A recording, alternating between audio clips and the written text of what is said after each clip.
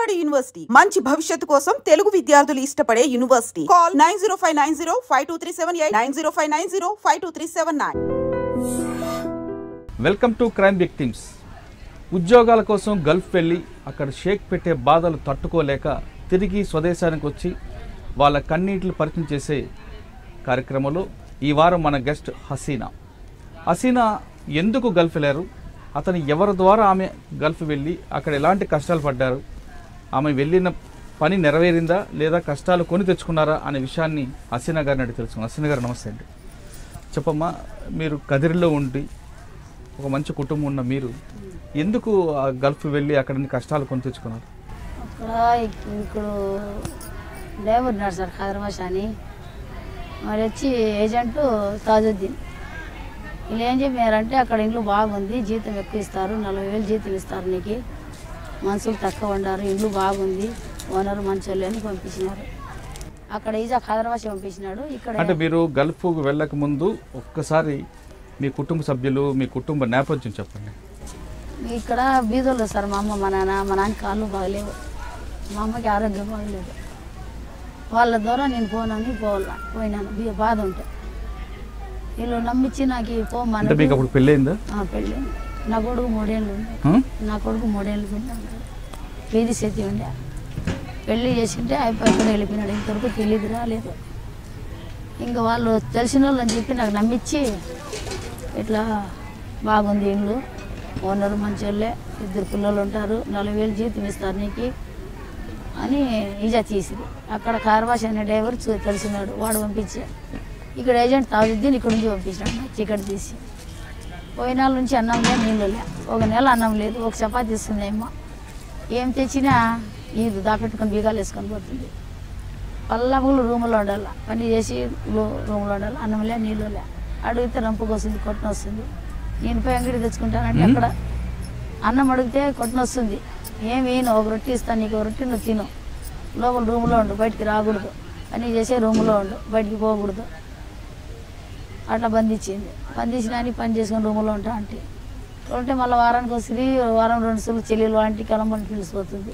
అక్కడ పని చేయమంటుంది. నేను పని చేయను ఇంట్లోనే అంటే లేదు చేయలే, 3 నెలలు నువ్వు పని చేయాలంటుంది. చేయకపోతే కొట్టన వస్తుంది, కొడుతుంది, మళ్ళీ మొగితో కొట్టిస్తుంది. అయిపోయి కొడతాడు. వాళ్ళు టార్చర్ పెట్టింది. టార్చర్ పెట్టినాక మళ్ళీ వాళ్ళ అమ్మ ఇంటికి పోతే వారం ఉంటే ఆడ పని చేయాల. వాళ్ళు వాళ్ళ తమ్ముళ్ళు వాళ్ళ అమ్మలు అంతా నాకు కొడతారు ఇంట్లో వేసి రూమ్లో. అట్లా టార్చర్ పెట్టినాక మళ్ళీ వాళ్ళ చెల్లెళ్ళ దగ్గర పిలుచుకొని వచ్చా.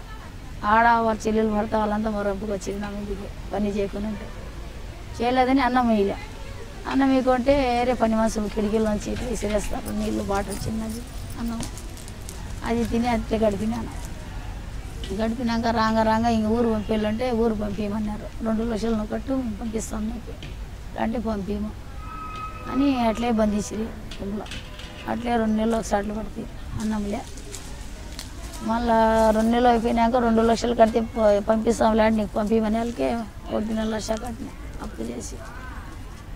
1.5 లక్ష కడితే వచ్చేదాన్ని ఇక్కడ అప్పు చేసి వడ్డీ తెచ్చి ఇలాంటి చచ్చిపోతా చెప్పేస్తాను ఆ రోజు. ఇప్పుడు 5 నిమిషాల డబ్బులు నీకు చేరితే మేము పానంతో వదులుతాం నీకు, లేదంటే పానం తీసేస్తామన్నారు.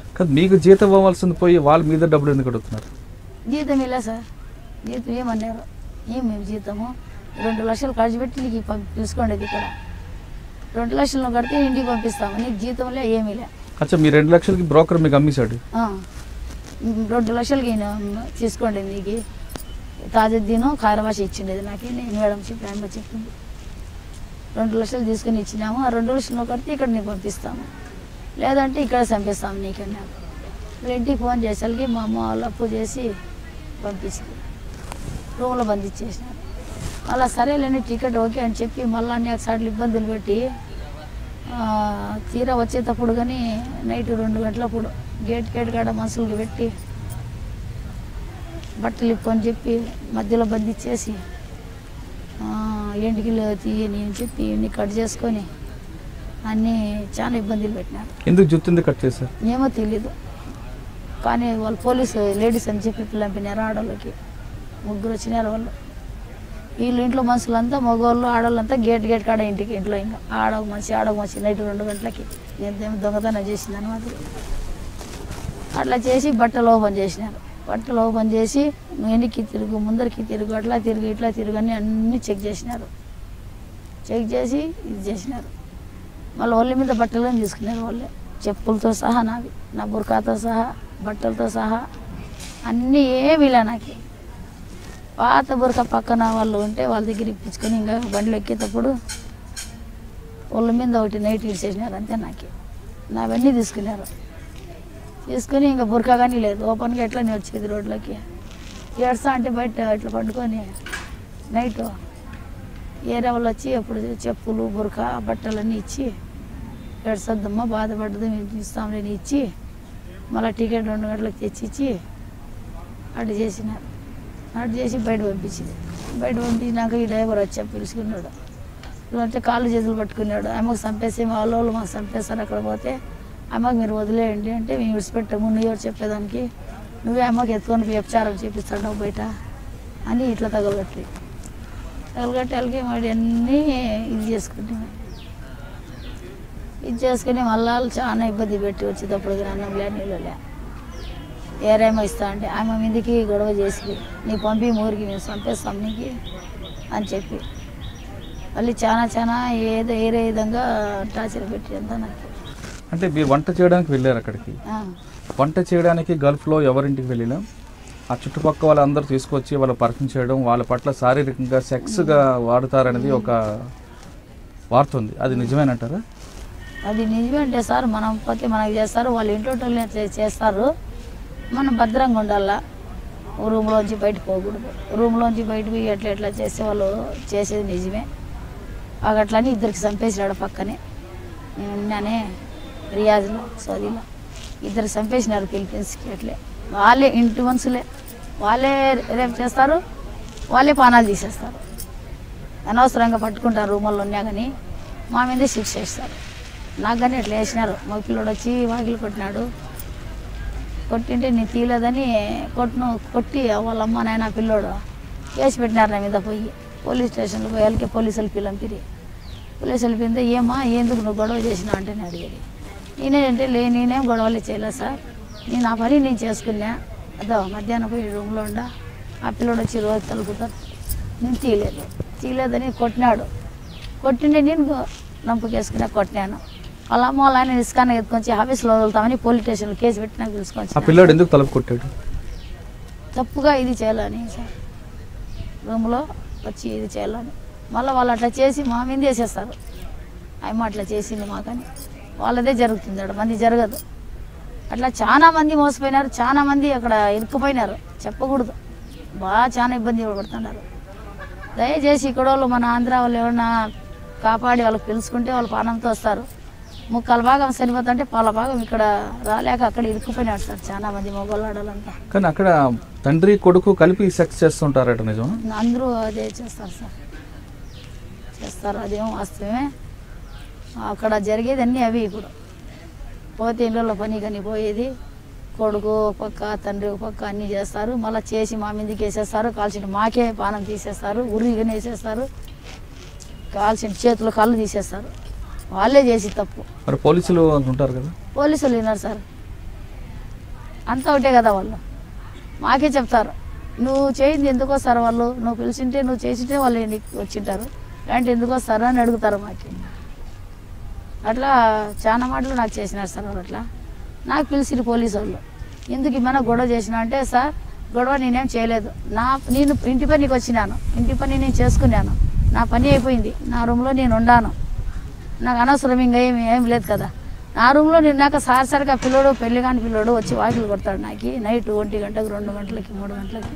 ఏం అవసరం సార్ వాకిలు ఎందుకు కొడతాడు నాకు, నాతో ఏం పని వానికి అంటే, పని ఉండదేం పిలిచినాడేమో, పనికి లేదు సార్ కొట్టకూడదు అట్లా, వాడు కొట్టినాడు నేను కొట్టినా వానికి, దాంట్లో తప్పు ఏముంది సార్ అంటే, సరేలేమ్మా మీ పిల్లోనికి పిల్లంపు, మీ పిల్లోడు ఎందుకు కొట్టినాడు అమ్మ పోయి అట్లా వాకిలి కొట్టకూడదు కదా, మంచిది కాదు కదా పద్ధతి అంటే, లేదు సార్ అమ్మ చెడుగా చెప్తాంది, అమ్మ పిల్లలు అట్లా చేయరంటారు వాళ్ళు. అయినా దేవుని దయ వల్ల వాళ్ళ మాట వినలే వాళ్ళు పోలీసు వాళ్ళు, నా మాట విన్నారు. నా మాట విని ఎట్లమ్మా మీరు తనాజులు ఇస్తారా, బయట పని చేసుకుంటుంది అమ్మ సార్లు పడి కంపల్సరీ వచ్చినారు బీదోర్లు వాళ్ళు, ఊరి మీద ఊరు మీరు ఎట్లా చెప్పానంటే మేము తనాజలేము ఆమె ఇక్కడ ఉండకూడదు, ఆమె ఊరికి వెళ్ళిపోవాలా, ఆమె మంచిది కాదు అని చెప్పిన. మళ్ళీ వచ్చి టికెట్ ఎట్లా ఇంకా అంటే టికెట్ ఆమె తీసుకోవాలి డబ్బులతో. జీతం ఏంటి, జీతం ఇలా ఇచ్చేసినా మేము తీసుకున్నాం. ఇలా సార్ నాకు జీతం ఇలా, వాళ్ళు డబ్బులు ఇలా, అసలుకి నాకు అన్నం ఇలా జీతం ఇలా, నా బట్టలు గుంజుకున్నారు. ఒక నైట్ అయితే నేను ఉంటా సార్ కట్టిన బట్టలతో, బురకాగా లేదు. వాళ్ళు అసలు ముస్లిమ్స్ అయితే ఇట్లా చేస్తారు నాకు, వాళ్ళు మీరే చెప్పండి ఎట్లన్నా వాళ్ళు అని చెప్పి. సరేలమ్మా మీరెందుకు చేసినారు అట్లా అంటే మేమేం తీసుకోవాలే, ఏం తెచ్చి ఇలా ఉత్తి చేతులు వచ్చింది. వచ్చేటప్పుడు 2 లక్షలు కట్టి మేము పిలుచుకోండి అమ్మకి. ఆమె 2 లక్షలు ఇప్పుడు కడితే మేము పంపిస్తాం ఊరికి, లేదంటే మేము చంపేస్తాం ఇక్కడ అమ్మకి. ఇట్లా తిరుక్కున్నారు. 2 లక్షలు ఆడగా తెచ్చేది అక్కడ, ఇక్కడ నుంచి అకౌంట్లో అక్కడ వేసేదానికి కాదు, అక్కడ నుంచి ఇక్కడ వేయచ్చు. ఇక్కడ నుంచి వేసేదానికి ఇబ్బంది పడాల. మళ్ళీ వేరే రాయచెట్టెలు మనుషులు ఉంటే వాళ్ళ కాళ్ళు చేతులు పట్టుకొని మా వాళ్ళు ఫోన్లు చేసి, మా పాప చచ్చిపోతుంది, ఇప్పుడు ఈ 5 నిమిషాల్లో మీరు కాపాడితే మా పాప బతికి వస్తుంది, ఇలాంటి పిన్ కానీ రాదు. అక్కడే కదమ్మా, ఇంట్లో కష్టాలు ఉన్నాయని నువ్వు ఆ బ్రోకర్ మాటలు విని ఆ ఊరిలో దేశం కాని దేశం వెళ్ళావు. అక్కడికి వెళ్ళిన తర్వాత నువ్వు కష్టాలను ఎదుర్కొన్నావు, కానీ డబ్బులు ఏమైనా సంపాదించావంటే అది కూడా లేదు. తిరిగి నువ్వే 2 లక్షల రూపాయలు ఇంట్లో నుంచి అప్పు తీసుకెళ్ళి వాళ్ళని బయటకు వచ్చావు. ఏం సాధించావు అని తిరిగి అప్పులు పాలైపోయావు. మరి ఏ విధంగా మీరు అక్కడి నుంచి అక్కడికి వచ్చారు? 2 లక్షలు కట్టినాక వాళ్ళు టికెట్ తీసి ఇచ్చినారు. టికెట్ తీసి వచ్చి మళ్ళీ ఎయిర్పోర్ట్కి వదిలినారు సార్. నాకు టికెట్ తీసి వచ్చినాక కానీ 2 గంటలకి ప్లేన్ టికెట్ నైట్ రావాలా. అయినా కానీ ఆ టైంలో కానీ మగవాళ్ళకి అందరికి పిల్లంపి ఇంట్లో వేసుకొని టార్చర్ పెట్టినారు. ఆడవాళ్ళంతా నిలబడి మగవాళ్ళకి పిలుచుకొని వచ్చి ఆ తమ్ముళ్ళు వస్తారు నీ దగ్గరికి అట్లా అట్లా అని చెప్పినారు. మళ్ళీ డ్రైవర్కి ఏమన్నా చెప్తే డ్రైవర్ ఏమంటాడంటే నువ్వు బాగుండావు, నువ్వు నా మాట వింటే నీ పని నేను చేసిస్తావు, లేదంటే చేయను అట్లా అని టార్చర్ పెట్టినారు సార్. టార్చర్ పెట్టింటే మళ్ళీ అప్పులు చేసి డబ్బులు పంపించింటే నేను తిరిగి వాపస్ వచ్చినాక నేనేం చెప్తాను అంటే ఇక్కడ వాళ్ళు చాలా మందికి తెలియ చెప్పినాను, అక్కడ పోయే బదులు ఇక్కడ రోడ్లలో అడగ తిన్నా మనశ్శాంతి ఉంటుంది. లేదంటారా బెంగళూరులో పోతే 5-6 ఇంట్లో పని చేస్తే ఆ డబ్బులు ఇక్కడ దొరుకుతాయి, ఇక్కడ మీరు చేసుకోండి, అక్కడ మాత్రం పోద్దండి దేవుని దయ వల్ల. అక్కడ పోయే బదులు ఇక్కడ చచ్చిపోయేది మేలు. అన్నం మీరు 15 రోజులు అన్నము నీకడికి ఉంటుంది, ఇట్లా గింజ పుల్లలు అన్నము ఫ్రిడ్జ్లో పెట్టిస్తారు. 15 రోజులు కూర ఇస్తారు. నీళ్ళు లేరు, నీళ్ళు ఎక్కువ రేట్ అంటారు, కూరగాయలు రేట్ ఎక్కువ అంటారు. తినేదానికి ఈరు, నీళ్ళుగా నీరు తాగేదానికి ఆ సముద్రం నీళ్ళు తాగాల కుళాయిలు వచ్చేటివి. అట్లా చేసినారు సార్. ఇప్పుడు అక్కడ నుంచి వచ్చినా అప్పులు పాలు అయిపోయినా, అప్పుల్లో ఇది అయిపోయినా, ఫినిష్డ్ అయిపోయినా మనిషి. ఇప్పుడు వచ్చే పని చేస్తే అంత బాగుండదు. అంతకుముందు బాగుంటే నేను అక్కడ ఏమని 2 నెలలు అన్నం లేకుండా చేసిన ఫినిష్డ్ వచ్చేసి ఇప్పుడు తిరగలేను సార్, ఎక్కువ పని కానీ చేయలేను. అప్పులు అయిపోయినాయి సార్ ఎక్కువ. ఆ డబ్బులు అప్పుడు నుంచి వడ్డీలు కట్టలేక మందులు కట్టలేక చాలా అప్పులు అయిపోయినాయి. ఇప్పుడు పనిగానే చేయలేను, వేరే పనిగానే చేయలేను. పూలు అల్లుకుంటా 2 పొట్లాలు అవి అల్లలేను. అవి వెళ్తే ఇప్పుడు షుగర్ ఎక్కువ అయిపోయింది, ఇప్పుడు టెన్షన్తో.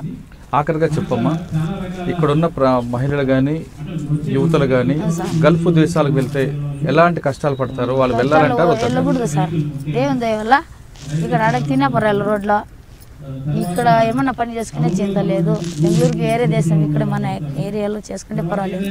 గల్ఫ్ దేశాలు పోతే ఇప్పుడు పోయిన వాళ్ళకి చాలా ఇబ్బందులు ఉన్నాయి సార్. నీళ్లు దొరకవు, అన్నం దొరకదు. ఈ పోయిన వాళ్ళు అంతా పీనికి లై రావాల్సిందే. వాళ్ళు చంపేస్తున్నారు ఇప్పుడు లోపల. అన్నమే నీళ్ళు బంధించేస్తారు.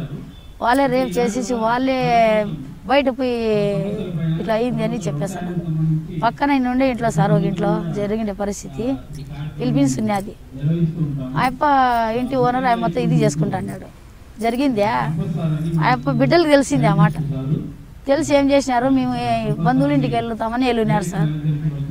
వెళ్ళినట్లు వాళ్ళు కాసుకొని ఉన్నారు. ఈ సెట్ వచ్చినాడు, దాంట్లోకి ఇంట్లో రూమ్లోకి దూరినాడు. పని మనిషి ఉండదు కదా, ఆయమది ఏం తప్పు, ఆయమ ఉండదని ఇప్పుడు దూరినాడు. వాగలేసేసినాడు. ఇంకా వాళ్ళు అక్కడ పోయిన వాళ్ళు బంధువుల ఇంటికి పోయినామని నటించినారు కదా, వాళ్ళు వాపస్ వచ్చినారు.